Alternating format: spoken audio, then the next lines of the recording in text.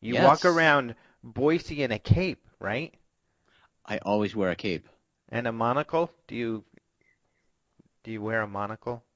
I don't wear a monocle Oh, because you I should. I don't have enough cheek fat to really hold it up. Yeah. And even if I did and held it there, I would be worried that it would create an indentation or make Mhm. one side of my face more wrinkly than the other. Yeah, how would they do that? That doesn't seem easy, but I think they only did it for reading, right? It's only like in silly stuff where they have it in all the time. No, it's all for looks. Yeah. It's just show, my friend. Like Kramer when he wore the patch on his eye that episode. Yes, yes, exactly. And he would itch and change it from eye to eye. That's right. Yeah, so the monocle, maybe you could tape it or something. Yeah, I'd have to play around with that, but it seems more cumbersome than it's worth. Yeah, it really does. The cape too. Well, I don't know. I see a cape could be useful, Yeah, for and it what? looks cooler than a monocle. Yeah, just kind of hiding your face or just for dramatic effect. I think it would hide your booty, depending on where you're wearing That's it. true. Yeah, if you got a big booty, but you don't have much to worry about there, right? Well, then maybe it creates the illusion that I have a big booty. Yeah, that's a good idea. No, I don't wear a cape, but maybe I should one of these days. Especially given your name is Mysterioso. It does seem to fit. hmm hmm Speaking of Mysterioso, our guest today, he's not necessarily Mysterioso, but he's related to some very mysterious events. That is John Burroughs. So a few weeks ago we had Pat Frascogna, John Burroughs and Jim Peniston's lawyer. John Burroughs and Jim Peniston, of course, being two of the witnesses to the Rendlesham Forest incident where UFOs came down and a bunch of military people saw them. Peniston says he touched this object. Burroughs, who was with him, has a very different story. And we get into that. So I tackle some of the mysterious parts of this that have been conflicting or weird and we don't understand. So I ask him, what did he experience and when? Because people have said he was aboard a craft, people have said this and that. So I wanted to get it from his mouth what he experienced and his thoughts on why his experience was different than Peniston's because it was. He didn't see a solid craft that he could touch. He saw a bright light. So we're going to talk about that really weird stuff. And then we'll also talk about the dates. So this may seem kind of mundane and everything, but we talk a lot about when what happened. So there were essentially 3 days of events that went on here, and so I asked him about his what he believes are the right dates, and he's thought about this and talked about it. And Colonel Hall admits right now when he wrote up a memo about this, he got the wrong date. But we talk about what the correct dates were. I also asked Burroughs about Larry Warren and his claims and when these things might have happened and what he knows about that. So we dove into some of the weirder parts around his health issues and possibly the government hiding information that way, and some of like the harder stuff, the bigger questions about what happened when, and some of the outstanding questions out there that people are curious about. So Rendlesham Forest being an incredible event. So we'll get into that in just a little while. However, before we talk to Mr. Burroughs, Mr. Jason Mysterioso McClellan and I are going to talk some UFO news. So hello, Jason, again, and I would like to ask you about if you'd want to tell us about some UFO news. Of course, I always like talking about UFO news Yay! with you. But man, you really sold the interview today. That sounds very mysterioso and sounds like a really good one. Well, I think it's important stuff. I mean, Yeah. it's just some exclusive, some of the finally straightening some stuff up, and I think that some of the UFO researchers who, even the ones who have read the recent book that came out, are gonna really be interested in some of this stuff. I agree. Well, let's talk about the news, Alejandro. And I want hmm to, I think I will start talking about a story here that some people they'll probably remember. This is a classic UFO mass sighting that happened. This was all the way back back in 1954. It happened in Florence, Italy. Now, this happened during a sporting match, a football game or soccer for those of us in the United States. And there were, 10,000 people packed into this giant stadium watching this match. And shortly after halftime, these objects appeared over the stadium. Now, there are, as with any sighting, especially a mass sighting, there were differing descriptions of what actually came over the stadium. Some people described seeing multiple cigar-shaped UFOs that were moving very fast and then just stopped. One of the players on the field at the time described what he saw as looking like an egg that was moving slowly through the sky. But witnesses also described seeing something like glitter falling from the sky when these objects were present. And people may have heard that before, something that is referred to as angel hair most of the time, this weird, strange, kind of gooey substance falling from the sky when UFOs are present. That's what happened here. And in this case, multiple people collected samples of this angel hair and had it tested in labs. And the labs were able to determine the composition of this strange material, but weren't able to figure out what it was. But you know what, Alejandro? This is the great part of the story. There is one person who knows absolutely what that material is and what caused the sighting.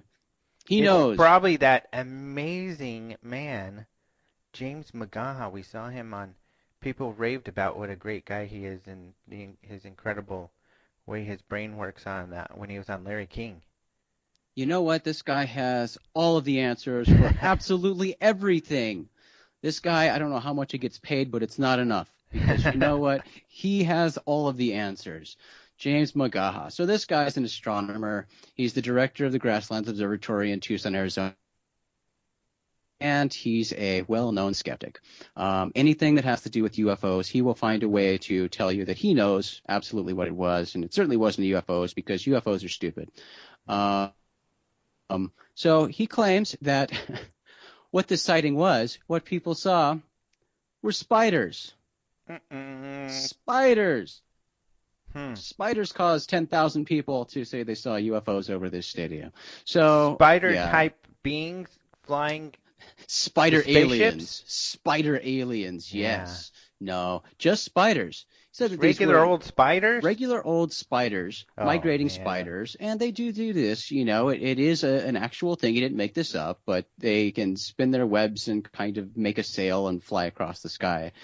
They do this during migrating season, but in an area where this happens during the time period that it would have happened, it's a bit of a stretch to say that 10,000 people didn't recognize this as that, and that they were crazy and said they saw UFOs and whatnot.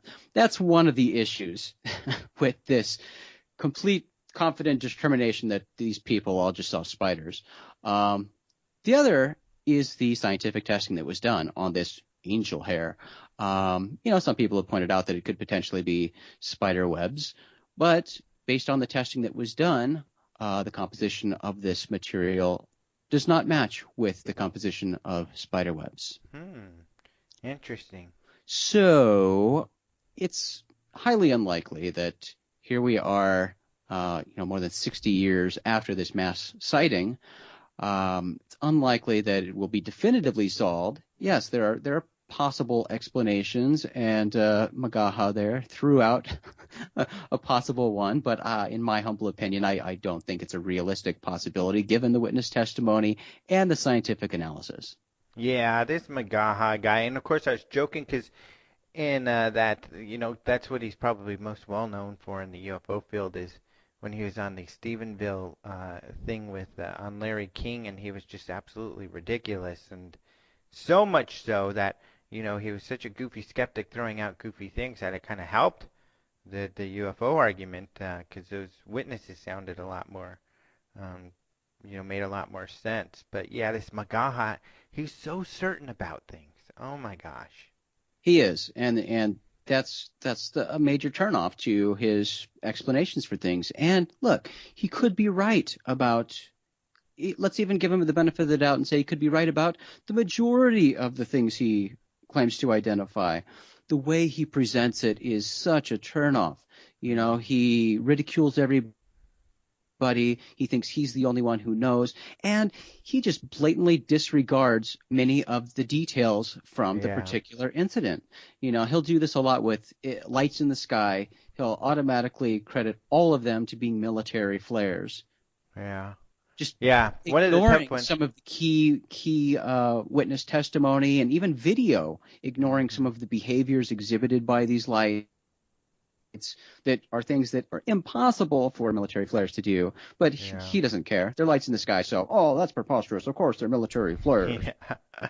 I loved it though on the Larry King when he's talking to the Phoenix Lights witnesses, and he's like, "You saw A-10 planes." They're like, "No, there was no noise. Those were not jets." "Yes, those were jets." "You saw jets." "No, there were those A-10s are huge, are incredibly loud."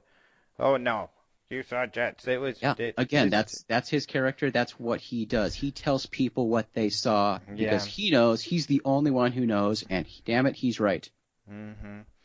It's funny too because he comes to the UFO Congress often because he's in the area somewhat. He's in Tucson and he kind of storms around the conference, often hanging out with his buddy, who another skeptic who has come The to the skeptics UFO love our Congress, conference. Yeah. which is what's his name? The other guy who comes with the beret, Joe. The astronomer. Yeah, the guy with his telescope all the time. Yeah, I forget his name now. yeah, I He's a can't nice guy, believe it. Robert Schaefer. Robert Schaefer. Yeah, he Yeah, actually is a nice guy. yeah. He's very approachable. But And yeah, I don't know what it is, but those skeptics who love to ridicule absolutely every single UFO sighting, they can't get enough. yeah, pretty They're funny. they're closet UFO lovers. I think they are. I mean, because they're fanatical. Schaefer certainly is really, really into it all. I think he is. Maybe it uh, frustrates him so much that he can't, in his heart, completely deny everything. Yeah, possibly. That's my theory. So I'm going to talk about these mysterious fires in Sicily. This is really cool. These are in Caneto di Corogna, and this is a town off the northern shore of Sicily, and this is really strange. So the only person I had heard talk about this was Paula Harris, and I asked her about it, and I put some quotes in here, but she tells this story in her lectures, or at least she used to many years ago, that about this town in Italy where these balls of light were coming out of the ocean and starting fires in the town. They had to evacuate the town. Nobody knew what it was. The scientists didn't know what it was, and the Italian government said it was probably aliens, and and that some people believe there is an alien base. So that's really really interesting. And she showed some news video of people freaking out and running around, and then fire starting and stuff like that. So I thought, wow, this is a really cool case. I didn't know a whole lot about it, and I was wondering, as we often do, what are the sources? How credible are these sources? But I really had never looked too deeply into it. That is until last week when the Metro UK paper said that these fires are back and that the Italian government had thought they were alien related in the past, and that they don't know why these fires are starting. So I asked Paula about it. She sent me some information, and I was able to find a Telegraph, UK Telegraph, which is a well-respected paper. Many of the papers from the UK, as we know, will have on their front page more pictures of girls in bikinis and actual news items because they're very tabloid and everything. But the Telegraph, like the Guardian, are two well-respected papers. And this Telegraph story was from 2007, and it was about a leaked official government document from the Italian government that said that they felt that there was a large amount of electromagnetivity that was causing these fires, that they sent scientists there, they couldn't figure it out, that they did speculate it could be created by aliens, according to the Telegraph. Really weird stuff, and I guess they had even turned off power to this entire town to keep these fires from starting, but the fires were still starting, just unplugged televisions One scientist said he saw it start on fire 5 times. Completely unexplainable. So now it's happening again. Really weird case. And Paula says that one of the witnesses she spoke to, when this all started, she was in Rome. And she said she spoke to a man who was in naval intelligence, who told him to stay away from the whole thing because it's really scary. They don't know what's going on. He's the one who told her that these lights were coming out of the water and that they thought this was related to them, and that according to him, he said he thought it was like an alien base off the coast or something like that. So really, really weird case. I think this is a really important case, really, because it's so mysterious and it's an unsolved mystery. And if it's still going on, that's pretty cool. One of the other cool things is Unexplained Files did a piece on this, and they posted a interview and a little bit on it on YouTube. So I embedded that into our story also. So really weird stuff. Really great case, I think. Well, I think you're a little sick and twisted if you think it's really cool that people are being burned. Well, no, nobody's been hurt. All right. It's good you brought that up because one good point is nobody's been hurt yet. Okay, so what is the alien theory then? If there's a base, Yeah. So these are attacks on people? I don't know. I'm of course skeptical of the alien thing because why would these aliens send these balls? If they were attacking, these little balls would blow up and kill lots of people or something, you know. But they're attacking electronics. Maybe they're making a statement. Electronics are bad. Yeah. I don't know. Yeah, it's like every ghost movie I've ever seen, like where all the ghosts they seem to be able to communicate just fine. They can say words, they can move things, they can do all this stuff, but they're really bad at communicating their actual message. Yeah, like they have the ability, but they don't come out and just say it. That's like these aliens. Like, if you want to tell us that electronics are bad, just tell us already. Yeah, send us an email, dude. Your random fireballs aren't helping here, dudes. Yeah. So that's a great question. What would be the motivation? Yeah. Why would these be? But it's really flippin' weird. What the heck could be going on here? Maybe it's more along the lines of a portal or multi-dimensional portal or space-time warp. I don't know. You know, what the heck's going on? But something strange is going on. It sounds strange for sure, yeah. Yeah, so it's weird, that's for sure. Just in time for Halloween. So if you see a little orb of light, and we know this if you've read the Skinwalker Ranch video or book, but if you see a little orb of light floating around, don't go try to play with it or mess around with it. In fact, given this story, maybe it's best to go grab your fire extinguisher and follow it around. And yeah, I mean, that sounds essential. Yeah, so pretty weird one. Those are some of the stories from last week. Of course, we had a lot of sighting reports. You wrote about Rendlesham Forest is going to get a movie, but the movie, although inspired by the events in the Rendlesham Forest, is not about the actual incidents, but it's kind of a found footage horror movie, I think. Is that right? It is, and it takes place more or less in present day. So, yeah, it plays off of the events that supposedly happened in Rendlesham back in 1980, and shows that there continues to be mysterious UFO-related activity there. Mm-hmm. And a story that's getting a lot of hits. We actually went. So MUFON last week did this boot camp where they're training their field investigators.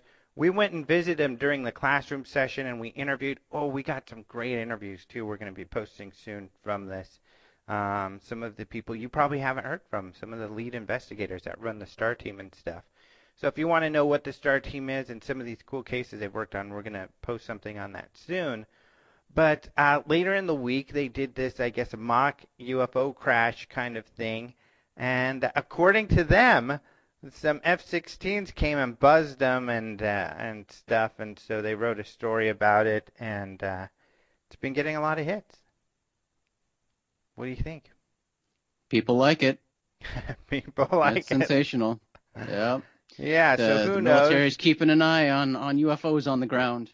Yeah. Well, I mean, it's close to Luke Air Force Base.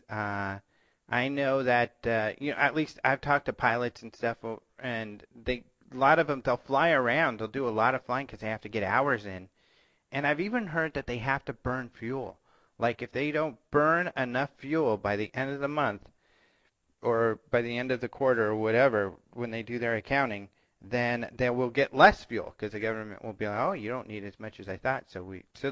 From what I hear, they have to burn fuel.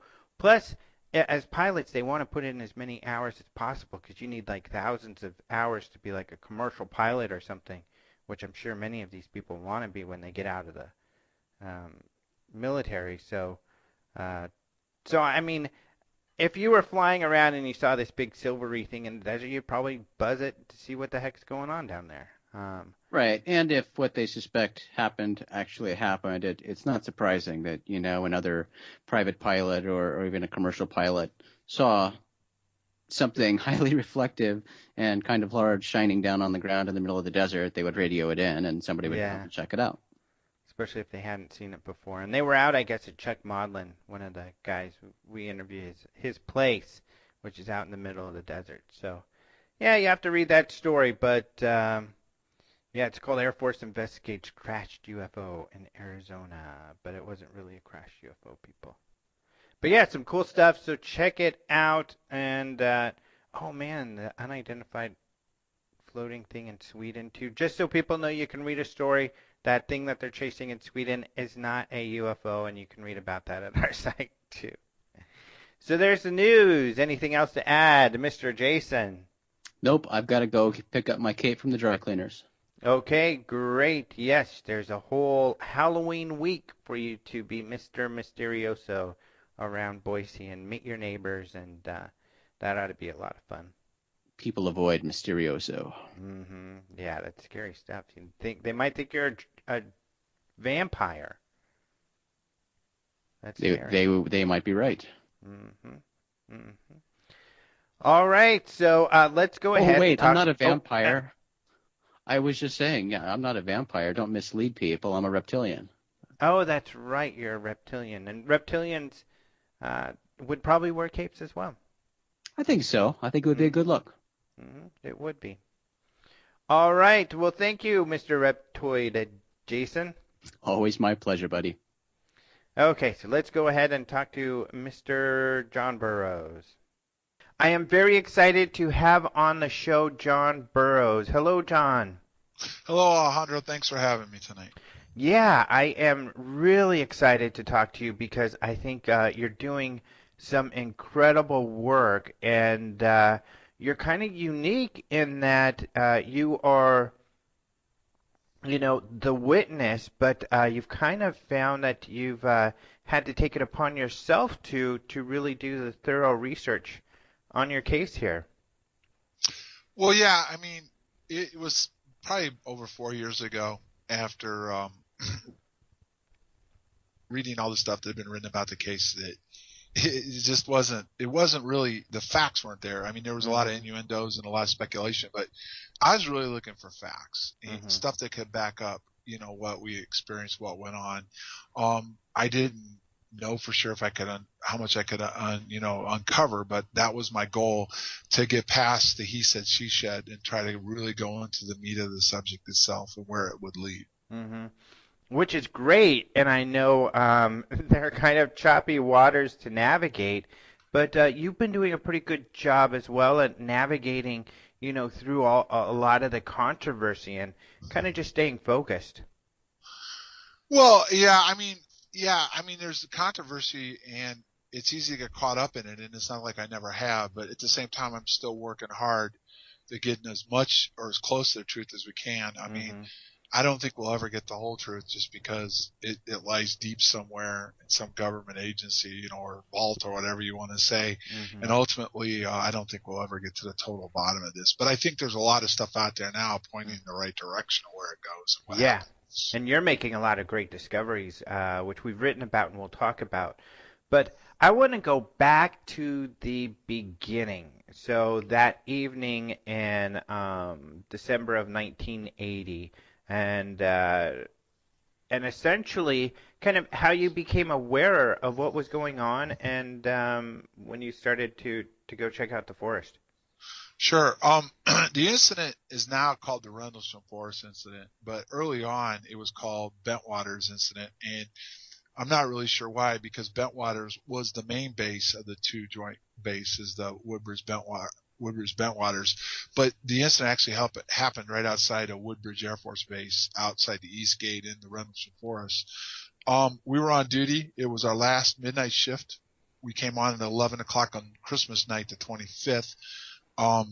It was early in the morning of the 26th, which would have been the beginning of Boxing Day in the UK, at about 3 o'clock in the morning. Prior to the incident starting, my supervisor, who was new to the base, asked me to beat out with him and start riding around. So we were on patrol. We were driving around. We were doing some checks. One of the checks that we were required to do periodically was check the back gate. And we were heading down the Flatline Road towards the back gate at Woodbridge, called the East Gate, when I was sitting there kind of, it was a slow night. Nothing was going on. It was Christmas night. And my supervisor was driving, and all of a sudden he said, "Hey, I just saw something out in front of me, and you've been stationed almost 2 years. Have you seen anything like that?" So it got my attention. So I looked out past the gate into the forest as we were approaching the gate, and there was some strange lighting going on out there. It was the forest itself appeared to be lit up white. There was different coloring lights in it, green, blue, red. And I always said, well, early on I said it looked like almost like a Christmas light display. It just didn't make a lot of sense, but it was strange. I'd been stationed there over a year and a half, and I'd been down at that gate, all different times of the day and night. I've never seen anything strange like that out there. So, and later on, so I don't forget this, he actually told Sergeant Pennison when he came down to the gate that he felt it landed, it didn't crash. He saw something come in and set down in the forest. So anyway, went off. We made a decision to go ahead before we called anything in, because it didn't seem right, but we didn't know, because it was off base, what we wanted to do with it. We decided to depart the base, go down the Eastgate Road. And at the end of the road was where the forest started. You could go left or right, left towards Bentwaters. I jumped out of the vehicle. When I got out of the vehicle, it was like an eerie feeling, and there was like static electricity in the air, and things just didn't seem right. Both him and I didn't like the fact that we were off base and hadn't called it in. So I jumped back in the vehicle. We went back up to the gate shack, and we notified the law enforcement desk via direct line that something strange was going on now, and we told him it was clearly off base, but it was just outside the perimeter of the base. He didn't totally believe us. I'd been known to pull practical jokes before, but eventually he transferred us to CSC, and we reinformed them what was going on. At that point, they sent Sergeant Pennison down to verify what we were saying was going on. He came down with his rider, Airman Kabansak, and when he arrived on scene, he could also see the strange lighting in the forest. He got on the phone with CSC, and the decision was made. And now I wasn't on the phone, but when he came back, the decision was made, because not only while all this was going on, what we were seeing, they also started contacting radar facilities, and they would have went through ours and some other ones. And when they started doing that, they got some data that there'd actually been something on radar right outside the gate in the forest area that had disappeared on radar. So, and this was the only reason we could have gone off base. I mean, people don't really understand this. It was off base.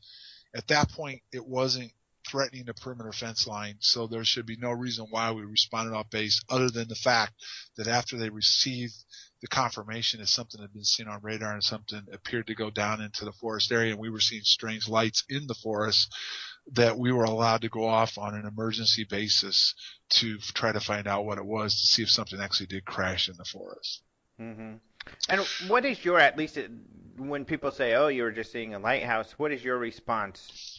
Well, I mean, from that point, at the gate, you couldn't even see the lighthouse. I mean, it just, you couldn't see it. There was no way, they've said over the years, the lighthouse, they've taken it and made it dimmer or whatever. They put a light that's not quite as bright. You just couldn't see the lighthouse from that point at the gate. So what we saw when we were driving down in that area and we first went off base was something, Sergeant Steffen's words, where it came into the forest, and then what I saw was in the forest and was moving around in the forest. And you just, like I said, you just couldn't see the lighthouse from there at that point at all. Yeah. So when you guys drove out there, how close did you get to the light, and what were you seeing? Well, when we departed, we eventually got permission we were told to leave our weapons on base with Sergeant Steffens because we were departing off a base. It's the status enforcement agreements. A lot of people say, well, they never would have given up our weapons. We didn't have a choice. There's agreements you have in host nations, and that was one of them, that when we responded off base like that, we would normally give up our weapons. Now, if we were under attack, that would be a different story, but at that point we weren't. So we left our weapons. We went down. We got as far as we could go in the vehicle after we departed the base. If you look at our statements, especially Peniston's, we were having trouble gauging what it was. We thought we got close to it a couple times, but eventually when we got into the forest, we departed the vehicle, we got close to something. And there were three of us together. Peniston was in the lead, I was in the middle, and Kabansak was in we were like in a line formation to my right. As we came kind of up a berm and started to go down it, all of a sudden the whole forest lit up, and there it was right in front of us. We all hit the ground, and that's where things get really interesting, because Peniston, who was the closest to it, has gone into saying that he actually, the light dimmed, he got up, walked around it, touched it, saw some glyphs, put his hands on it, received a binary message. He wrote this all down in a notebook and got a binary message, and then eventually it rised up above the tree line and departed. All I remember was getting close to it when the lights got bright, hitting the ground, then the lights dimmed and went up and departed. Mm-hmm. Okay, so yeah, that was going to be a big question of mine. So you just remember just the lights, not what Peniston remembers. Now, at this point on this evening, do you remember entering anything? Because there's at least some people have had some discrepancies. Well, I'll go into that, and I want to make it clear up front. Okay, there allegedly is a fourth witness. Okay, now, the way this all came about was two ways. Number one, there's a picture floating around that Larry Warren received after they wrote their book. Peter Robbins and Larry Warren wrote a book called Left at East Gate. And after they wrote the book, somebody approached Larry Warren with the picture. Now, Georgina Bruni was writing a book, and that picture was given to her as evidence by Larry Warren. Now, he told her, and it was supposed to be, according to him off the record, that this was a picture of that was seeing what was going on with us. Now, it's a picture. If you look at the picture, it looks a lot like my drawing, just the picture itself. But what the showdown came was when she wanted to go public with who took the picture. Now, this person had approached Larry confidentially and didn't want his name used. So Larry ended up trying to say, well, it was just him that took the picture. So the picture never did get put in the book. But ultimately, it was very strange. A few years later, I was approached too. And there was someone else there was a person that took this picture and was involved. So allegedly, what happened was he told the story when he's PCSing out. And what he claims this guy said to him, which kind of fills in some of the missing pieces for us. When we went out there, we were out there for quite a while, and they lost radio contact with this. Lieutenant Baran even admitted to us. Protocol should have been somebody came out to check on us. Right? We should not have been missing, because Brian said they had lost radio contact for over 45 minutes. So they should have sent somebody to look for us. But the story goes as this, okay? This individual came over with Sergeant Chandler, who departed immediately when we were getting ready to go out there. Now, some people have said he was already on scene before we went out there. He wasn't. He was en route, okay? So when we went out into the forest, we got into the forest. They lost radio contact with us. When they got there, they still didn't have radio contact with us. He supposedly went into the last area where our last known location was. When he got down into that area, this is what the story has been told. He came down, found the vehicle. Now, according to what was passed on was this. Ed Kabansak was around the vehicle, basically incapacitated. Jim and I, when he first saw Jim was there. The object was there. It was triangular in shape. And at the same time, when he saw this, he would have had a camera with him too, and he took some pictures of it. This is where the picture comes in. And at the same time, Jim was there walking around it, doing exactly what he said happened to him, and I wasn't there.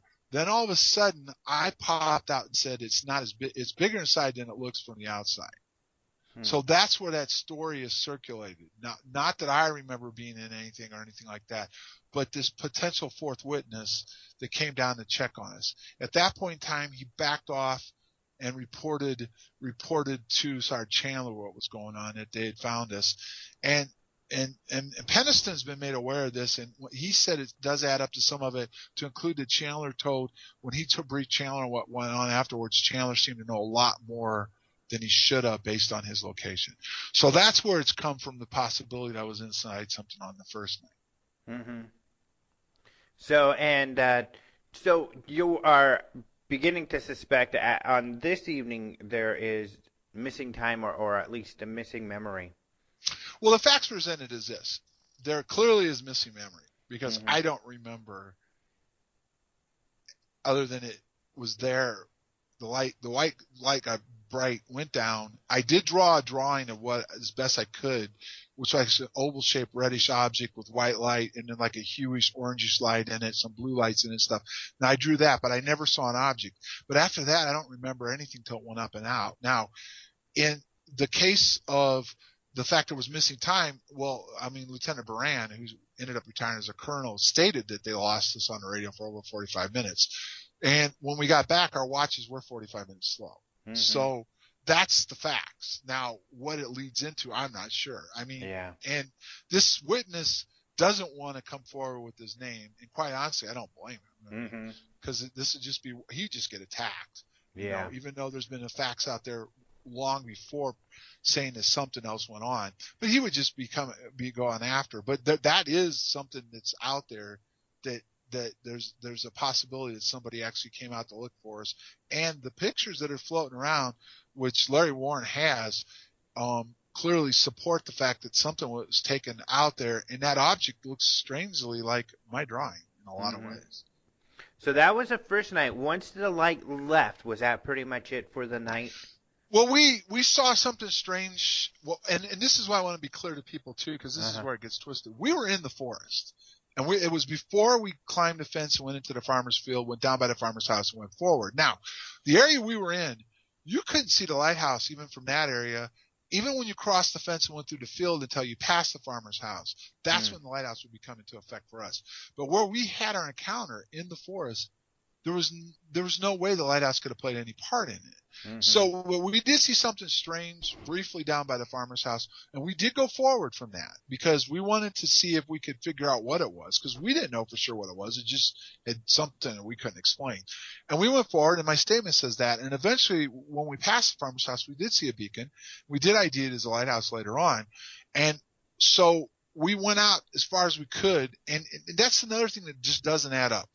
Because when I went back the last couple of times, I've tried to retrace everything. And where we ended up, where I remember seeing, looking down into the valley, identifying the lighthouse and everything else was 5 miles from where our incident took place. Now, what I wrote my statement, I remembered it happened at 3 in the morning, and it was all done by 5. It's just really strange that we could be at one point out and back covering over 10 miles in less than 2 hours. It just doesn't all add up. So something weird's going on. Yeah, and then when you get in my hypnosis, it goes even deeper. But again, I always like to say hypnosis is different from memory. So, as far as direct memory, what you remember consciously. Yeah, so as far as direct memory, then that night pretty much over? The excitement for that evening? Or morning, I should say? Yeah, pretty much after we came back and we briefly talked to the people that were back there behind us, and then we came back in, we reported in the shift commander, and then on the way home we stopped by out at the site area. When we went out there were some people out there already looking around. There was some indentations in the ground. There was some damage to the trees from above, some branches down on the ground and stuff. But that was the end of it. And that even bugged me even more because I was kind of at the state that I just couldn't wrap my arms around any of this. I didn't understand it. And I just, in a lot of ways, was just hoping that it would just go away. I mean, because you couldn't bring back, before we went out to the forest after the incident, there was really nothing other than what we tried to see and that they lost some contact with us. Then we saw some damage, which made it even more real. But at the same time, we didn't have any hardcore proof at that moment. Did you feel or experience any physical effects? Well, there was clearly, there was a few things that were going on. There was static electricity in the air, and it felt like everything slowed down. Everything was slowing down when we got close to it. It seemed like we were it was like we were in a time type. Now when you look at everything you read and stuff, you understand. It seemed like time started to slow down when we got close to it. Wow. Weird. And the back of the neck, the hair on our neck stood up at one point too. So.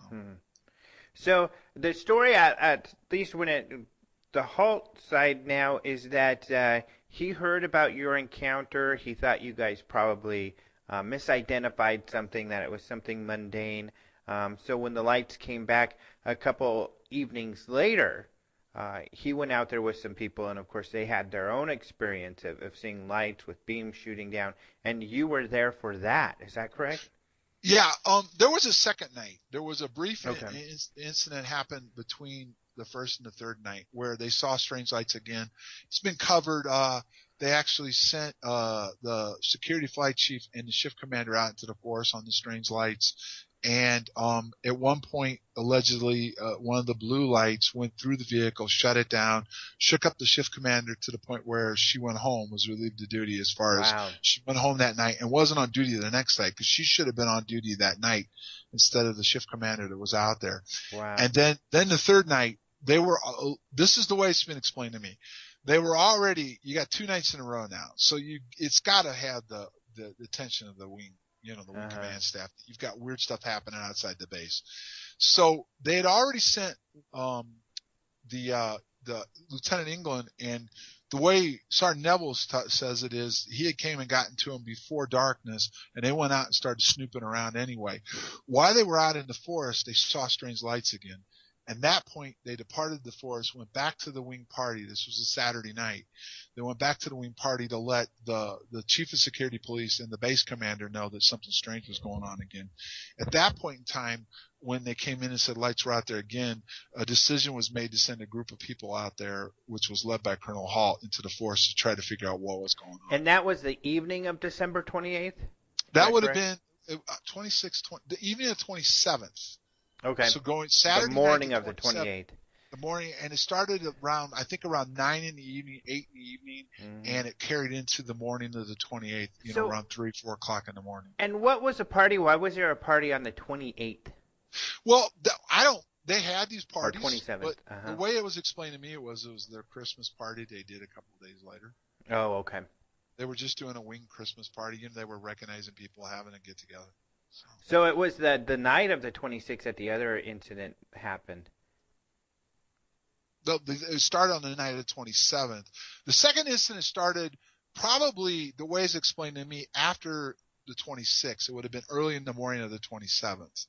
Okay, gotcha. Early morning. When 27th. They saw some strange lights and everything, and then then later that evening on the 27th, going into the morning of the 28th, is when Colonel Halt went out into the house. Okay. Cool, yeah, because I know there's so much controversy about the dates too, when and what, so that makes sense. So, your role then when Colonel Halt and his team went out? Well, when I found out, I come back up on the base the morning of the 27th, and I found out that they had another weird encounter, and it was bugging me. And I just what I wanted to do, I kind of wanted to do it before I found out something else had happened anyway, was go back out there that night, Saturday night, in the dark, when I'm not on duty, and just try to start from the east gate and work my way out into the forest. By yourself? Well, I went back up to the base. There's a couple of guys I work with. Okay, good. To see if they wanted to go. I was gonna say, that's pretty brave to go out there by yourself. Well, yeah, but I mean, I really wanted to try to make sense of it. I wouldn't say I wanted to debunk it. Like Colonel Halt likes to use the word debunk. I just wanted to see if I could make more sense of it. Because, I mean, everything happened so fast. It was like, boom, you're kind of laid back. Boom, it all happens. It happens real fast. Everything goes on. You're reacting to it. I wanted to go out there when it was calm and quiet and just see what I could figure out. But when I found out, I went back. The 2 guys I worked with decided they wanted to go too. So we went out there, and when we went out there, the stuff was already going on. So when we worked our way out there that night, Colonel Halt's group was already out in the forest. So what I eventually did, and you'll hear it on Colonel Halt's tape, and the interesting thing with it is, and this is one of the things that I find interesting, is there's a couple of things. The memo itself has the dates wrong. But then Colonel Halt, right after this story broke, when it went in the news of the world and started to be talked about, he went on an agenda, and his agenda was, first of all, to attack Adrian Bustenza and I. And then he went after Larry Warren too. And he wanted to make it clear that Adrian and I had nothing to do with it. And Larry, I'm not sure exactly what he said about Larry, but Larry didn't really have anything to do with it either. But the release of the tape clearly proved that Adrian and I were out there and involved in this. And so he's had to backtrack a lot on this over the years on our involvement.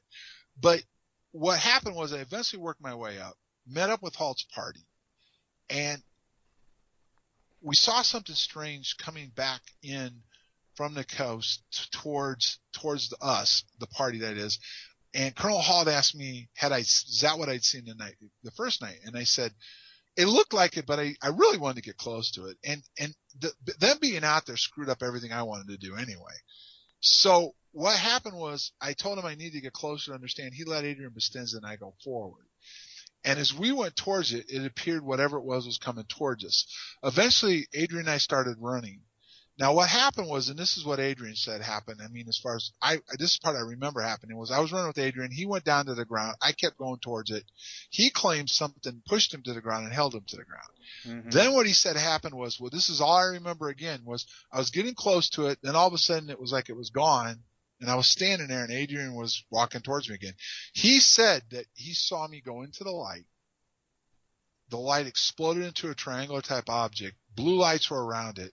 I was missing for several minutes. Then everything dimmed, and then there I was again walking back towards him. Was that you or an alien version of you, and the real you was taken away? I don't know. Wow, that's pretty weird though. And so, but never heard it that way before. Maybe I watched too much sci-fi. Or maybe I was just coming back. Who knows, right? Yeah. Maybe it was just. Maybe I really didn't disappear. The first night I disappeared and never really came back. And then it was just they were kicking me back out. Yeah, that was a clone. In between there was a fake John Burroughs the whole time, and I was just gone the whole time. And then I was allowed to come back for real. Yeah.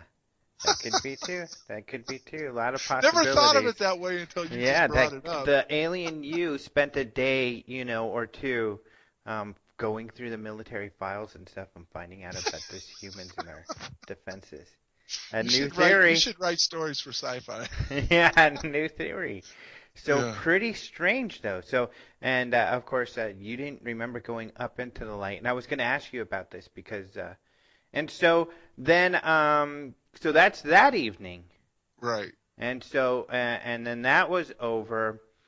Then what? I mean, what do you remember as far as any sort of debriefing? Did any sort of debriefing of you happen? The only thing that I can tell you I can remember, which is this, okay? We were told before we left on Friday by the shift commander we probably would have to write something up, but they didn't even know what to do with it yet. You know what I mean? So when we came back on Monday, a couple of interesting things happened. Number one, told to write the statement and make it brief. And what it appeared to be they were trying to do, and you think about it over the years, is they had to justify us going off base the first night. So we wrote up a basic statement, or I did. Now, Kabansak and Penniston, that's not their statements. Penniston said he wrote a different one for OSI, and they handed him that one. He signed it. Kabansak just said he was handed a statement to write out, and that was it. But that is my statement that I wrote out, and I wanted to keep it short and sweet. But when we came back, we were told to have a statement ready on Tuesday. Now, I also was assigned to the East Gate, and then Sunday night, I remember, this is my next memory, what I should go into a little more detail that I can remember was after we were coming back with Adrian out of the light. I don't remember anything until Sunday evening. And the memory I have of Sunday evening was I was at the post office and checking my mail, and there was a C5 coming in. And you could see as soon as it came in the way security responded to what went on. It wasn't just a normal C5, and we also didn't usually have air traffic on the weekends anyway. So, but Monday when I came back to duty, I was posted on the East Gate for 3 days. Now I was there Monday and Tuesday from the time we came on till the time I got off. And what I was told was that you're going to go on the gate because there's stuff going on off base. They're out in the forest looking at stuff.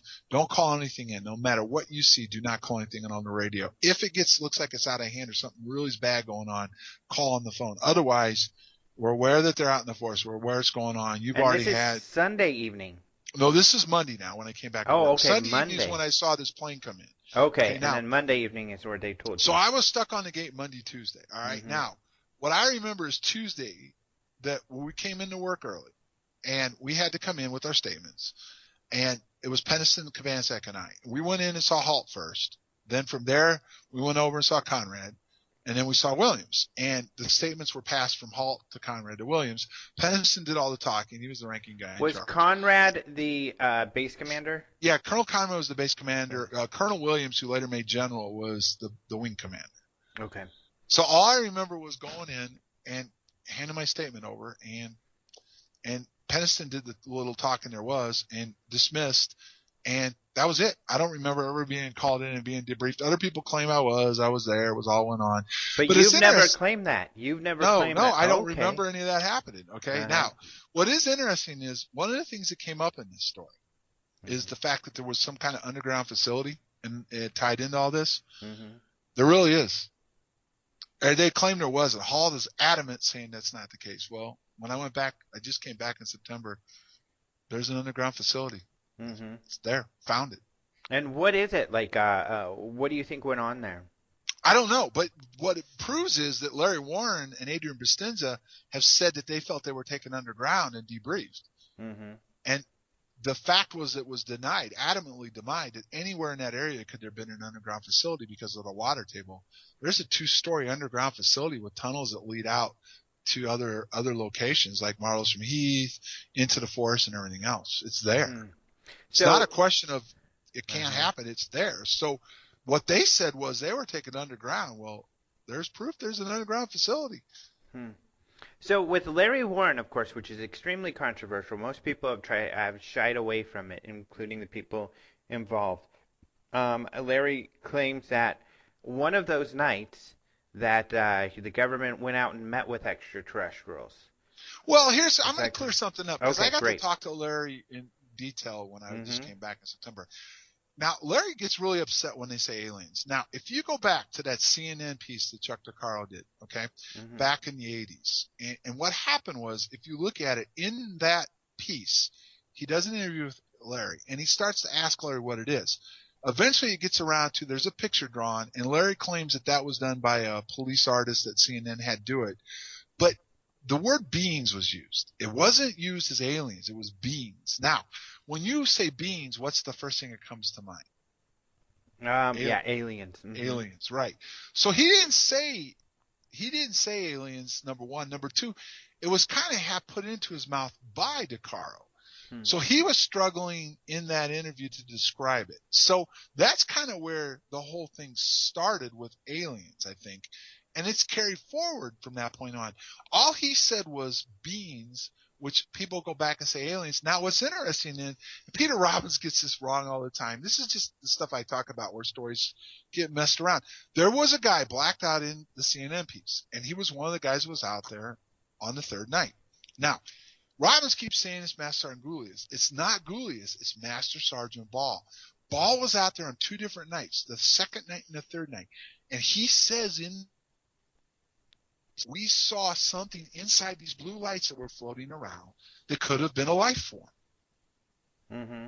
But see, what happens is people take one little thing it says and they want to run with it. Now, that part is what Halt's driven away at all the time. But the thing is then Halt comes back later on and says it was ET anyway. Mm-hmm.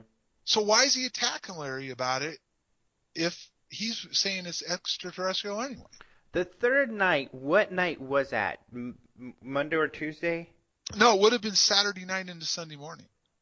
The same night Halt was out there? Yes. Oh, so There is Larry... a big confusion. There is a big confusion on the dates. And Larry, when you look at his early interviews, he had the dates more along the lines of the Halt memo. Okay? Mm-hmm. And this always gets people mad like I'm attacking people. I'm not. Through my investigation, the memo was wrong. And Halt adamantly stood by that memo until it was interesting. The statements got released. Mm-hmm. When our statements came out, it showed what I said all along. I was fighting all along saying, no, it happened in the morning of the 26th. Well, when the statements got released, there it was, 0300 26th December, that the incident took place. So early on, there was the memo itself had people looking at the wrong dates, and Larry did have the dates wrong at first. Well, even Peniston did. Peniston early on had the dates wrong and everything else, and he had it being we were in a 12-hour shift and it was started on a Saturday night. But I always remembered it as early in the morning of December 26th, and when our statements came out, there was the proof that that's when it first happened. So I can see, so Larry Warren, I guess if you could clarify then in your mind what he's saying. Is he saying then there was Halt's party doing their thing, and then somewhere else were people, I mean, is it true that Larry's claiming there was a official kind of meeting between the beings and military Well, that's officials? where it gets really dicey, and here's what I can say. It appears that what Larry's saying is that he was involved in the third night when Buran was involved and the party went out there. He claims that him and Bustinza, who was out there, met up at one point and something happened right there in Capitol Green. At the same time, Halt's party was forward of them. Now, he claims that Halt never did see that first part, and then Bustinza went forward, at some point from that incident forward and met up with Halt's party. So that's where it kind of gets dicey. But I mean, there were definite groups of people out there in the forest. They had a command area, like a ECP set up, where they had an area where some light owls were and some people were out there. And a lot of stuff did go on that third night, and it started earlier than the first two nights. So there was all kinds of activity going on in the forest. But it appears like, unless something else happened, which I was on duty on Monday and Tuesday night, and there was nothing happened up until 11 o'clock anyway. And that flight, Larry's flight, should have been off duty then, because they would have been on break. Because when we came back, so for Larry to be on midnight shift, to have it happen, it had to happen over Friday, Saturday, and Sunday night, because they went on break on Monday morning and we came back on duty Monday afternoon. Gotcha. But these dates are all screwed up and everything, and I think that is part of some stuff that's gone on, that stuff was thrown out there. And what happens with that? First of all, it makes a lot of people think, if they can't get the dates and times right, why do we want to believe them? If they can't get along with each other on what happened, why do we want to believe them? And then when you try to do your investigation into it and you ask for documents, when the dates are wrong that you base your investigation on, that even leads into some problems with, FOIA and stuff. And the interesting thing is, one of the other things that supports the 26th is that they were eventually able to prove on the British police log that they did go out early in the morning of the 26th to our response to come out and take a look in the forest area. So you say Halt at first was adamant that you weren't there on the third night. I was not there at all. Why do you think do you think it was a lapse of memory on his part? No, not at all. I don't. Though I do wonder, and now he's been asked this recently. Finally, somebody had the guts to ask him this. Because he keeps claiming the rest of us were messed with except for him, And he never was debriefed, never talked to about it, or nothing was done to him. And then he was asked a question about that, and he says, "Well, I wrote it down a few weeks later, and it's still what I remember from that day." And the guy that asked the interview said, "Well, wait a minute. If they did it to you right after the incident, how would you not know what you remember at the beginning and what you wrote down later was something that was put in your mind?" And he wouldn't answer that question.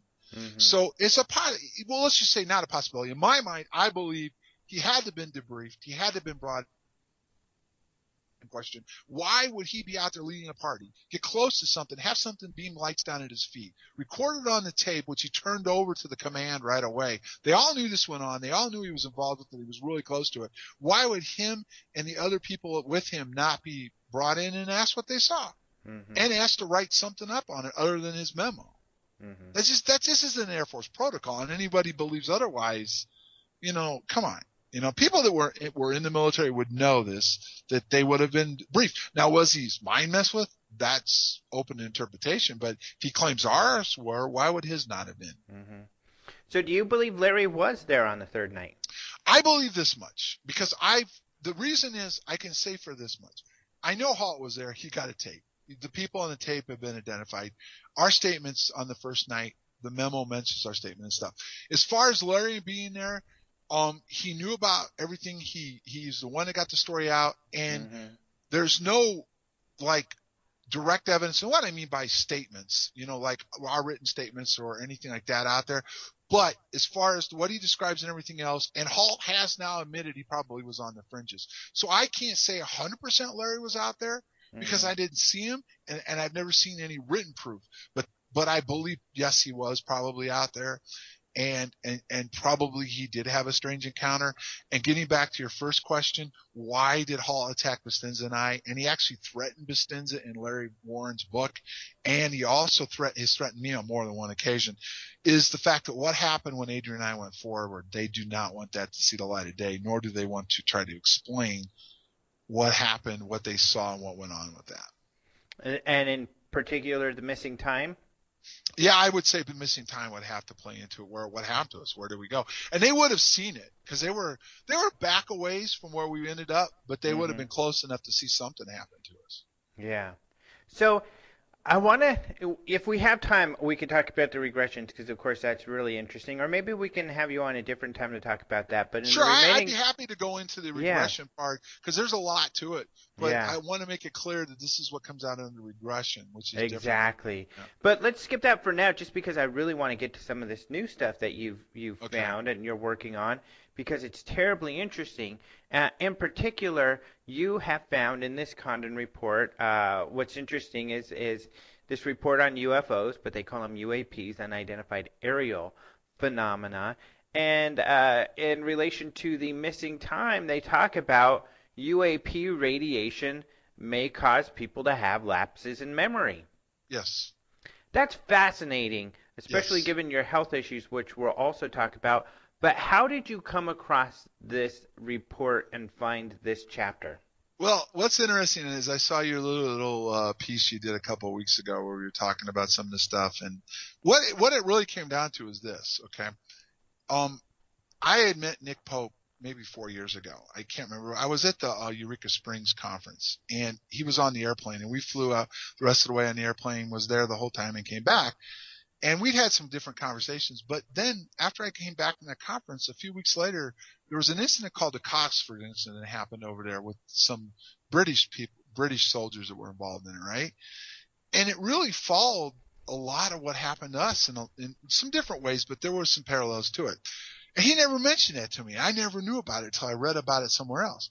So I went after Nick, and I says, Nick, I just saw you. You know, for the first time I ever met you face to face, I asked you, what did you know, anything that would relate to it? And I says, you didn't bring that up? And he stumbled and bumbled with me, as he usually does. And I says, all right, so what else haven't you told me about? He says, well, there's something that you need to take a close look at, John. And I said, and what's that? And he sent me a story he had written on Project Condign.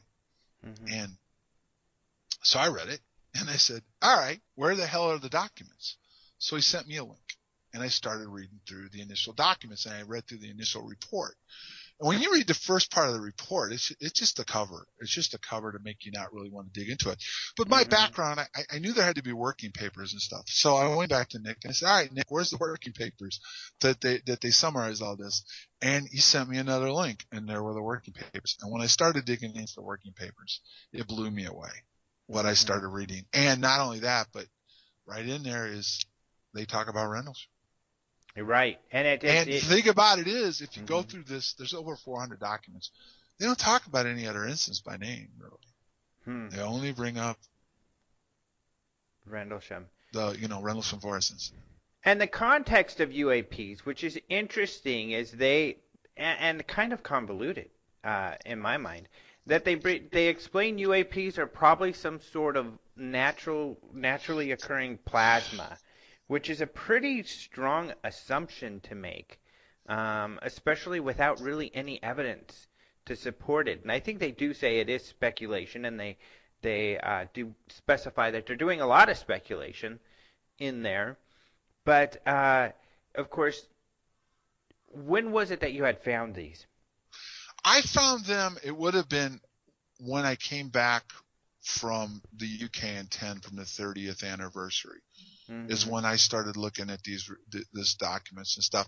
And one of the things I want to get into before we go into some of this, where they kind of try to cover this up, because if you change certain words and you do certain things, and there's so much research I've got on this that shows you where they twisted things around and how it could be interpreted different, or there's things if you dig within certain things that show you what they're really trying to say. Because this report was only written for 8 people. was supposed to be kept secret inside the MOD, the DIS section, never to see the light of day. And when it did get released, which is interesting, by somebody had involvement in it that ended up working for the MOD after this release, which is interesting.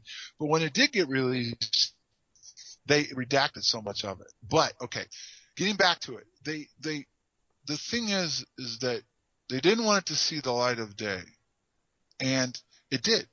So now they had to they put it out real quietly. They never even announced that they put it out. Mm-hmm.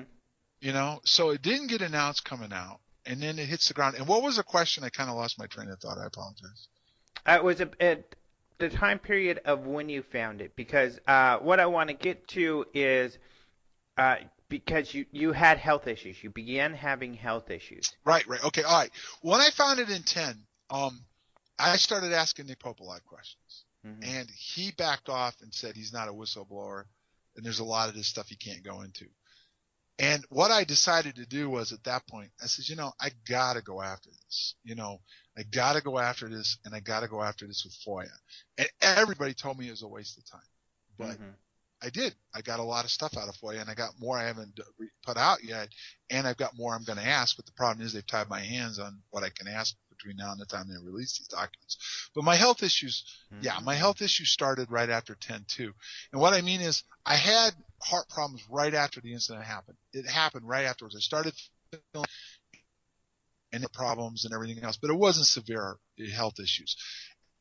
Okay. 10. And I should clarify, because I think I wrote something wrong in the story. I think I said congenital, but it's congestive. Is that correct? That means what happened was, in 10, when I returned back from the UK, I did not feel well again.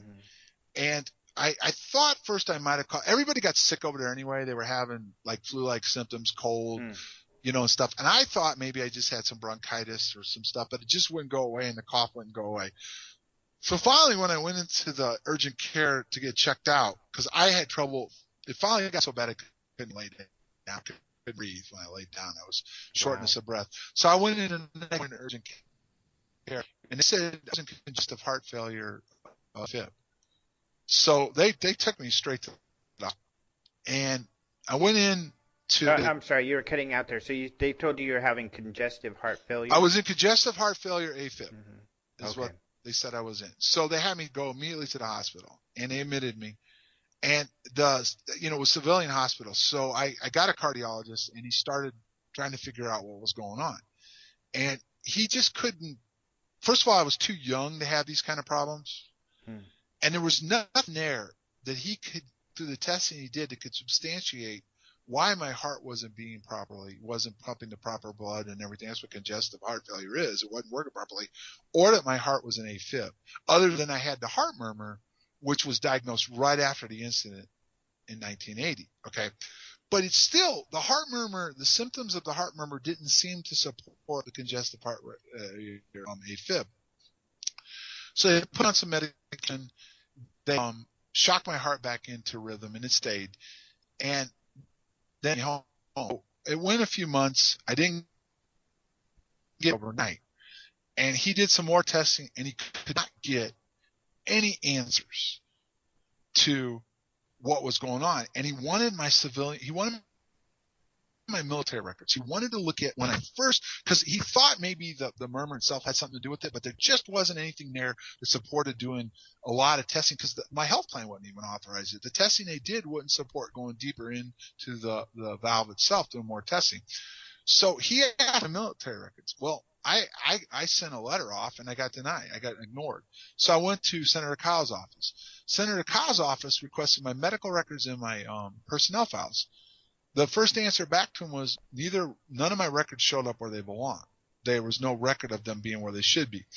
So I went back to Kyle, and I said, what are you going to do? So they pushed harder, and what happened was they were able to get some of my personnel files, not all of them. They were able to get some of them released, but not all of them. But my medical records, they would not release them to me. They wouldn't say if they were lost or whatever. They just wouldn't release them to him. And the aide that had worked on this for a long time, she'd been around with Kyle for a long time and stuff. She sensed that my records are classified. So she sent me a letter that's why since I don't have, other than a letter saying that she felt that they were classified and to go ahead and file a disability claim. But she felt they were classified, and you never get to hear what they're finding out behind the scenes either. So she sent me a letter saying, we feel your records are classified. You need to go file disability. When you file disability, we will then go back in and file under this unknown section, which hardly anybody knew about, that there is a section that there is where your medical records can be classified. And it's a special operations area that can be classified. And then what we'll do is we'll request those records to that agency. All right. So I filed paperwork, walked it over to their office. She came out, it was interesting. She came out to me and she looked at me and she says, I go to her, I says, so what's going to happen now? She says, well, this is what I think's going to happen. She's taken care of. She goes, but you're never going to know what happened to you and you're never going to get your records. She says, we're going to do our best to make sure you're taken care of. Well, so I walk away. I didn't hear nothing from her. So in the fall, around Veterans Day, I sent a follow-up letter to him going, what's the status? And I got this letter back saying, well, I'm retiring. Couldn't get anything for you. Go to McCain's office. So I could go to a success, which I forget who the guy took over Kyle's position is, but it was interesting too, because the lady that was doing this work actually stayed with the guy that took over. But still the letter suggests I go to McCain's office because I think she felt that this new senator wouldn't have the power to force some issues. So everything got transferred over to McCain's office. Now, it started out with, the typical, okay, well, we'll look into it, but it's probably can be explained, right? Okay, fair enough. I don't really care. Just get the records for me and give me the treatment I need. So they start pushing a little bit. And what happened was they did get me in to be seen, an evaluation for my disability. So I go in, and when I go in to see the doctor, I start explaining what happened. And she looks at me and she says, well, I have no records for you being in the Air Force during that time frame or any medical records for that time frame. And I said, what do you mean? She says, you weren't in the Air Force when you said all this happened. So therefore, there's nothing we can do for you. Well, I had a file. I mean, I produced a bunch of records showing I was. She looked at her eyes got big. She says, well, I says, well, what? I says, what are you going to do with this? She goes, well, this is above my pay level. I can just write up what I can look at, and there's nothing to justify it, but they'll get back to you, obviously. So a few months later, I got a letter from the VA denying me on these two reasons. I wasn't in the military, and they produced the bogus DD Form 214. And what I mean by bogus was this DD Form 214 showed I was in from 92 on, not from 79 to 82. And there was no medical records for me. Now, they further went in and said they had no medical records on me, yet I know for a fact when I was in there, I saw they had medical records with me, but they would not even admit to that. So McCain's office goes crazy on this. They ask for FOIA. They want to see my case file. The VA responds back and lies to McCain's office. They only give them a small percentage of my case file, and they hold back half of it or over half of it. We caught them in that. They admitted that they did it. And then they went to the Air Force, and the Air Force denied that I was in. Well, I went on my own because I got the email from AFRPC saying I wasn't in. And they said, you need to prove that you were in. I'm like, okay. And McCain's office, even with the pay records, they said that wasn't enough. Well, what I did was I went around it all and went to retirement. And I was able to prove that I was in because I couldn't have retired if I hadn't been in during that time frame. But it took 6 weeks for this to happen. And the senior aide down in Phoenix said that the aide in Prescott did a yeoman's job, but that with his experience, I'm never going to see my medical records. Wow. They're classified. So they finally admitted you were in the Air Force, and this is pretty much what Pat told us, but not in detail when we talked to your lawyer, but you would never receive your medical records. He felt that there was no way I would never get. As a matter of fact, Senator Sanders' office got in the middle of this too. And what did they say? Everybody keeps going back and saying, go to the Special Operations Unit in D.C. for your records. They're classified. Now, the VA won't answer FOIA because there was a FOIA request put in. Are my records classified? Did you go to the special unit like you were asked to do? How many records do you really hold? And that was asked last December. They didn't answer it then. In May, there was a follow-up. They didn't answer it still to this day. So they've blown the laws on answering the FOIA request, and they will not answer where my records are. They did in May after a VA attorney started snooping around. offer to do a fully developed claim through McCain's office. So we put together a packet to give to them. They said it would expedite my appeal, which I had to withdraw my initial appeal and they would go through it. Then in July, they came back and said somehow, magically, they accepted my appeal withdrawal and they were still looking at my FOIA request, but somehow magically the FDC claim disappeared. So my records disappeared again for the fully developed claim. So they're gone now. Wow. So now they're supposedly back again looking at this whole case again. Wow. And the reason this is all significant, now you went through all of this farce, and was it then, but it was only recently you found this Condign Well, chapter? I found Condign in 10 is when I started looking into Condign. Now, the FOIA started last year in December also. Okay. What I did was before we went in for my surgery, I had some time and I started putting FOIA together. I had my surgery. I had some answers in January, and then I continued to follow up with them on different stuff. And what I eventually did was, and what's interesting is the guy that they actually admitted to that they actually were holding the files, they used his FOIA for a reason, because my FOIA goes into details what I was looking for, and they surely didn't want us. Well, and I want to get into that, but one thing real quick. Just to kind of put this in perspective, the Condon stuff is, of course, important because it talks about this UAP radiation and its effect on humans. And this sort of radiation you suspect may have caused your heart problems because you've been told that the sort of heart problems you have been experienced by people who have had doses of radiation. Well, what I can go into on this. Well, this is what I can go into on that. Okay. About the time McCain started getting into this heavy, and we went to the citizens hearing, okay, there was an interesting guy that showed up. That he had been in the CIA working in the CIA. Now, he was a contractor now, but he's a forensic doctor, okay? And the interesting thing that happened was, besides the pressure from McCain, and they finally did get me in front of some VA doctors to be looked at, he wrote a letter through the attorney that was given to the VA doctors. And he went into specific radiation and the damage it would cause and where to look for the damage. And when they got that letter, and besides the pressure from the McCain's office to get me treated anyway, all of a sudden I went on a fast track. It was a matter of weeks before everything was set in stone. They figured out what my problem was and what they needed to do. And yes, there is medical stuff that proves that this particular type of radiation would cause the problems in my heart and in my valve. And the interesting thing was, what my civilian doctor was missing was mitral valve, and I can't remember the two valves, but there's two leaflets within the valve itself. I call it front and back. The front one showed some damage, but nowhere near enough damage to cause the problems I was having. But the back one was shredded, and I was near heart failure. And that didn't show up unless you knew how to look at it in a certain test, which, by the way, my medical doctor couldn't get at anyway because the medical plan wouldn't authorize it because there just wasn't enough to back that up. But when the VA got at it and these cardiologists that showed up and this weird doctor showed up, pretty sure it was a DOD doctor, showed up, they knew what to look for. And they got me in and I got the surgery and I'm alive because of McCain's office and because of this guy that showed up. Well, so this is interesting because Pat kind of got into this too, but it seems like they're taking care of you, but they're going to do it in a way where they don't reveal what they know.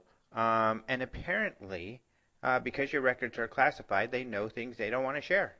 Well, right. That's the other problem it's run into. Even my VA doctors, and I'm not talking about the ones that saw me down in Tucson, but the doctor I saw in Cottonwood that I was seeing, and he couldn't access all my records. Now it's all done now inside. It's all done not by hand, paper records. It's all done on the computer. But they were denied access to even some of the stuff that was done with me down in Tucson and the follow-up and some of the testing that was done. So, and he made the comment there was only certain doctors that had access to this data.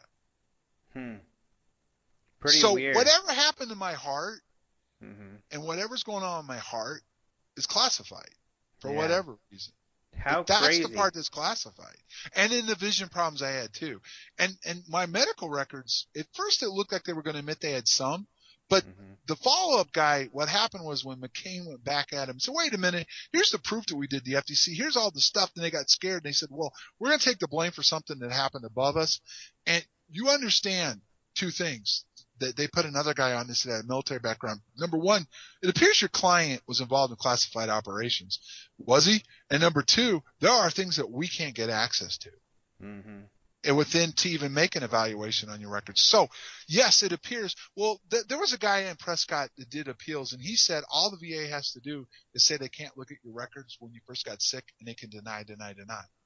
Wow. So that's where it may end up in federal court. Wow. Pretty crazy. And so on top of this now, and I'm just rushing because we're about out of time, but the UK is jacking with you too because, and now that you've said this, you said something earlier that kind of triggered an aha for me, is how the UK has kind of tied your hand. So, and I had not considered this. You did some FOIAs. They told you, oh yeah, we were supposed to release all the UFO files, but we didn't. And we wrote about this, but when I wrote about it, I didn't even know you were the genesis of all of this. Right. They said, we have 18 more files. We're going to release, but it's going to take us like a year to, and when they told you in the beginning, over a year to do it. So now, until they release these 18 files and you see what's in there, your hands are tied because they'll just say, well, you have to wait to release the files. No, they Section 22 me. They Section 22 me. Now, what's interesting, it means that they will no longer discuss anything that I bring up involving UAPs, UFOs, the Rendlesham incident, or anything else until after these files are released. Right. And Nick Pope knows about this. He's going to release an article in a few days that Cool. goes way beyond what he's ever been willing to say publicly before. So it's going to be interesting to see. I mean, I pretty much know what he's going to say, but people need to open up their eyes that, okay, I'm Section 22, which means I can't go after this stuff until they come out. Now, when they first told me in spring, they said this stuff was going to be released in early summer and be available to the public through the National Archives at the end of this year, early next year. Now what they've said is they're going to push it back until the fall of next year at the earliest. Now, there are some things in there. There are 18 files that they're holding back.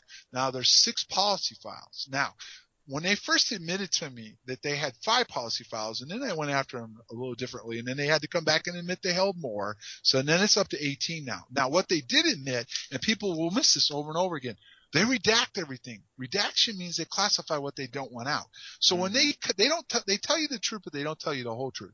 They're telling you they're releasing what they can release, but they're still classifying stuff, and it's classified a lot of it's defense. Now, how can they say UFOs are not a defense nature if, in fact, a lot of this stuff, to include Condyne, is classified defense? And that's a great argument. And so, like you're saying, you may get these files, but they may be heavily blacked out. Oh, no, they will be redacted. They told me that. I've got that in my FOIA. And not only that, but there's one file that's in there that's very interesting. Besides the DIS files and stuff, and it's interesting, they go from UFOs to UAPs in June, December 2000. But there's one in there that they slipped in that the first 5 they didn't miss. It's M9/18, Defense Policy Issues UFOs. Now, why would there be defense policy issues on UFOs if they're not a defense nature? Yeah. And what does M9, M18 mean? And we'll have to wait to get the files. And I'll put a link in this story. I'll put a link in that past story, too, to Linda Howe's story recently about all of this. It's similar to mine, but goes into a little more, and she's got all the files listed there, Well, too. I will tell you this, if it's okay if I say this. There's a lot more going to come out next week on Coast to Coast. Oh, really? Including awesome. there's going to be some stuff on my FOIA. Some of my FOIA. Like when? It's going to come out on next Thursday the 30th. Thursday. Okay, cool. So cool. That's great. Debut Halloween. on Coast to Coast. Day before Halloween. Yeah, it's going to debut on Coast to Coast because I don't Hallows have Eve. I'm glad the MOD's admitted to it, but they did something else that was interesting. Yeah, they put I wanted to exclusive get to in that little press release that came out. Yeah. So that kind of means that none of these other newspapers over there want to cover it. Yeah, well, this is weird. Yeah, so this paper puts exclusive, and they write about this. They gave very little details, and I don't know where they got their information because this is how I got it. Well, the way it was explained to me was Nick Pope actually forced them to write something. Yeah, to write one little thing, and he said they wouldn't go into any detail other than they would do this just a little bit. Yeah, there was a little bit of detail, a big quote from Nick Pope, and it said Yeah. exclusive. However, they posted this after you released a press release. Right. And then the day after, or the day, yeah, you release your press release, the MOD comes out and says, we do have 18 more files. They were real sneaky about it. The only reason I found it is because I started researching the MOD site because of that Nick Pope story, which said exclusive, and it had no Right. details. So I needed to verify that these guys weren't full of it. So I went through the MOD site. I found the MOD saying, oh, we are releasing 18 files, and this was brand new. So I thought, oh, this must be where they got it. And they were referring to a FOIA from a UK guy. So then you told me, hey, I'm the one who released those. So I looked into it and asked that UK guy, well, how did you know to look for these files? And he said, because I heard John Burroughs talking about it. I saw articles on you talking about it in like January. Right. And well, so actually, the he big got it articles from you. came So out, the big articles came out right before I did the Sedona MUFON. yeah, I put some press releases out. Billy Cox wrote a nice article yeah. on it too. And Larry Lowe wrote a really good one. I linked to those guys. Yeah, no, he on did. this He wrote a story. really good article. And there's a lot of stuff there. And this is what I want to kind of, I don't know how much time we got left, but I want to say something to people. Okay. What I find is interesting is everybody wants disclosure. Okay. When I put this out, you know, and Larry wrote his article and Billy Cox wrote his article and all this, there was more than enough facts to show that there was something going on behind the scenes that wasn't right. And the government was covering something up again. But everybody wants to believe that the government's going to be the go-to people that tell us the truth on this at the end of the day. And that's how disclosure has to happen. And it isn't going to work that way. I'm looking at the way they piss now. They don't even put out the true FOIA that got it released. They put out a little thing. They put out an exclusive thing, which limits the newspapers from really going into it because they don't really like to do it when it's an exclusive. Then they turn around and they won't talk about it for over another year. They won't let me go into any more details or ask any more questions because I got a shitload of them to go into and a lot more stuff to ask them that I haven't covered. They won't let me do that. And yet at the end of the day, what do the people want to believe? Well, I got an email from Phil Mantle and he acted like he didn't believe there was 18 files. So he sends me an email. Well, so what? You were right. They lied again. What's new? So people think there's going to be disclosure someday and they're going to get told the truth. That's a joke. There's confirmation all over the place that not only is there enough out there to show that we're dealing with something, but it's the phenomena. And one of the more interesting things out there, besides other stuff that I've got a presentation I can show that people have admitted over the years is phenomena. But Edgar Mitchell did a radio interview about 4 years ago, and he did a 10-minute clip. He talks about this phenomena, and he talks about being involved in the investigation of it. It's right there in that radio interview. And it just goes right over everybody's head because ultimately it doesn't come from some official source in the government. Yeah. And even Nick Pope. What Nick Pope is, he does this little confirmation or this disclosure admitting that they exist, and he wants to be the guy that releases them all later. And at the same time, though, they block the media from doing any more with it for 18 or, 12, 14 more months. Right. Yeah, very frustrating. And I mean, yeah, I find it really weird that the MOD would list this guy, this UK guy's FOIA, which was months after yours, instead of because they didn't yours, want people to see the line of question. Because they didn't want the people to see the line of question, what I was asking for. And one of the documents that will be out there will show that they're admitting they're holding classified stuff. That some of what I asked for is still classified.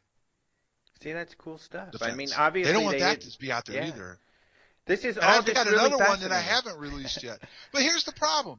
If it has to come from Nick Pope before people will believe it, and he openly But tells it doesn't you, really. But I mean, they do it because doesn't. no one really who did anything with the 18 files until it officially came out in a British newspaper. Nobody knew about the 18 files. Yeah, they did. I released a press release in May to everywhere. Billy Cox wrote about it. Larry Lowe wrote about it. I know, but those guys, and this is because and here's because I missed it too, and here's why. Because Billy Cox, what these guys have to know is modern media and how it works. Larry Lowe writes for Examiner, which is everybody has a headache even trying to look at it because of all the ads and stuff. So it's not a very popular, it's just something that people post from the public, so it's not very mainstream. Billy Cox is more mainstream, but he is very enigmatic with his titles. You don't even know what the heck he's writing about unless you read the entire story. And that's not how modern media works. The way modern media, you have to have a synopsis of your story, hopefully in the title, but at least in your first paragraph, so people know what you're talking about. Especially if you have a really long story like Larry Lowe's. Now, Larry Lowe's story is great. It's very thorough. I really liked it. But I even read the first few paragraphs, and I'm like, this is just stuff I already know about Rendlesham. I'm not going to read the rest. Right, and so that's why it got passed up. Wait a minute. Now, Linda if Lee Moulton Spiegel Howe, would have written about it, that would have been different. Information. He got the information, so did George Knapp, and they chose not to do anything with it. But Linda Moulton Howe did, and she ran it on Earth Files, and she put it out on Coast. And Coast reached 1 million people. This was all done in May. Yeah. I mean, and I am seriously, I'm embarrassed. I don't know how I missed it myself because we keep an eye on all of this stuff. But, it just, you didn't send it to us. That's why. I thought I did because I sent it out. The first one in May went out to every newspaper within the Arizona area. I thought it went to you guys. And then it also went to all the UK newspapers. And then the second one went back out to all the UK newspapers before I went over. And again, they chose not to write anything about it in the UK. Even the Sun, I believe, which is the UFO newspaper, and one paper that did a little, almost like a press release that was given to them, and they wrote exclusive, and they waited to release. Yeah, punks. Oh, you're breaking up. I'm sorry. There we go. But anyways, that's a good.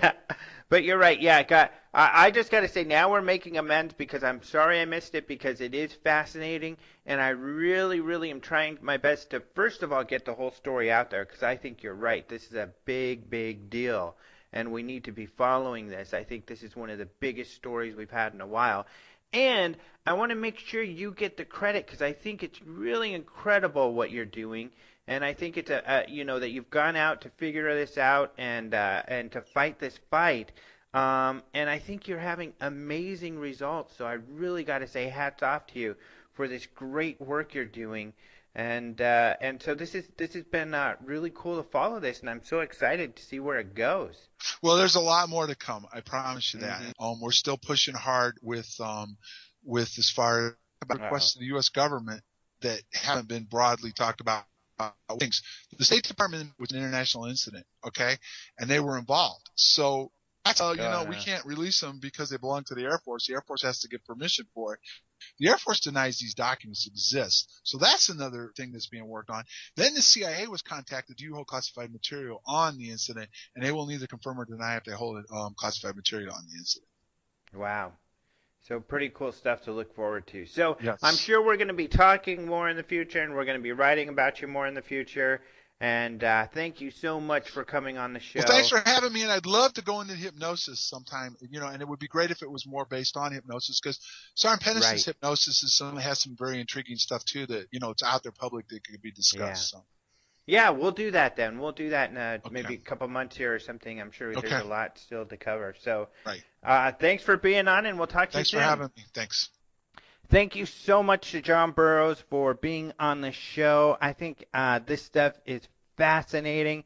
You can visit John Burroughs on his Facebook, and he's always posting new information and some of his thoughts and also answers a lot of questions. If you have your own questions, you can talk to him there. But I think he's doing an absolutely amazing job at checking all of this out, and I think we're all going to benefit from it. I think he could be exposing some shenanigans by the UK government there with the files, and maybe even more with U.S. government. And why would they? I mean, what are they doing with this guy's medical records? He's got issues. He needs them. Really crazy stuff. So really interesting. Thank you so much, John, for being on the show, and we'll be sure to keep up with John in the future. Remember, you can read more about what we've written about John and his work at openminds.tv, and you can see all of those stories that Jason and I spoke about earlier. Also, we have a new episode of Spacing Out that was posted Friday, and this is really cool. Jason talked about this case of a flying man flying in UK airspace and almost hitting a plane, or at least being coming within a few hundred feet, and their version of the FAA out there investigating this. And Jason wrote about their report, and he talks about it on Spacing Out. So, and we have other really cool cases that Maureen and I talk about in that show as well. So really cool. Check out Spacing Out on our YouTube. We've got lots of other really cool. We've got a great video of General Wilfred de Brouwer from the Belgium Air Force, an exclusive interview with him talking about this case just recently, about a year ago actually, so not too long ago. Great video where it's just us and him talking about this stuff. So check that out as well. And of course, check out the UFO Congress that's coming up here. It's starting to fill up. We've got a lot of registrations. The conference, the place that hosts the conference is not booked completely yet, but it will be soon. So go to the website to reserve your room. So if you're going, you definitely want to save a room. And so the Congress is going to be a lot of fun. Lots of really cool stuff coming up there. And then for the past videos from the past Congresses, remember we've got our new UFO video portal that you can go subscribe to for just a few bucks a month, and then you can have access to all those videos, and we're posting more every month. So check it out, people. I also want to thank the gentleman who does the open and close music. That is the very talented Caleb Hanks. You can go to our radio page and find a link to the Clerk Chronicles where you can listen to all of his music for free. I want to thank PSN Radio for also hosting our show on that network. And of course, I want to thank you for being here and listening. Thank you so much. We're having record numbers. We're getting more and more people all the time. So thank you all so much, and thank you for all your messages telling us how much you like the show. And we love doing the show and being